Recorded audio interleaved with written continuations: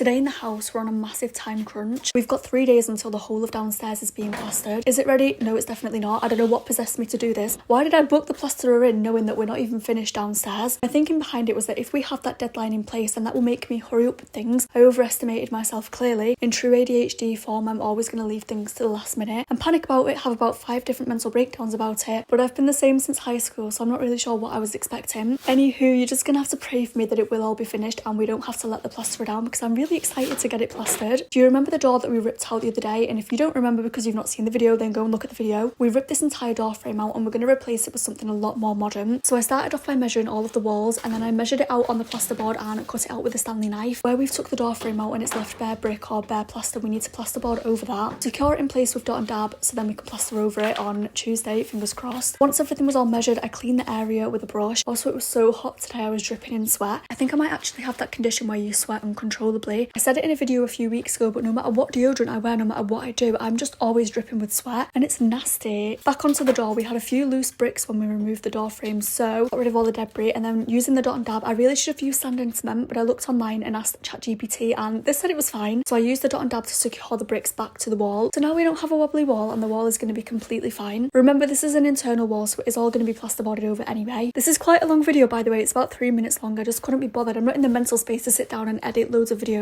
So I thought, let me just put it all into one video. I hope you don't get bored. I mean, this was a pretty boring day. I was bored all day. I just wanted to go home and sit in the sun and have an ice cream. But like I said, we're on a time crunch, so I couldn't do that. This part was really difficult. Do you see how one of the walls is a bit lower down than the other wall? I had to use the dot and dab to build it up to be the same level as the other wall, so then the plasterboard wouldn't be on a slant, but I did it about 5 different times and it was on a slant every single time. Even though I spent a good 6 hours doing this, it all had to be ripped off by the end of the day. I was mortified. A lot of you said that you don't mind seeing the boring sides of the renovation, because not every day is a fun day, not every day something exciting is happening. Some days is literally just little jobs like this and then cleaning up. If you did get this far into my video and you've been watching along on my journey, if you go to the share button at the bottom and you click on copy link, you don't have to send it to anyone or even do anything with it, but copying that link basically tells TikTok that my video is of value and that people are sharing the video, even if technically they're not. It's like a cheat to the system basically. If you could do that, that would mean a lot, because I'm doubting that this video will get a lot of views anyway, with it literally being so long. People's attention spans are too short for this. Believe it or not, under all of this mess and mud is actually quarry tiles, and I'm trying to clean them back up just so that when we put the underlay on, it's all nice and clean and it's not muddy and dirty. But that's proven to be hard, because even with water, even scraping it off, it's just thick with dust and plaster and mud. If anyone knows any products that could help with this, let me know. This week has just been a nightmare in general, but then on the way back I got stuck in my car for 3 hours.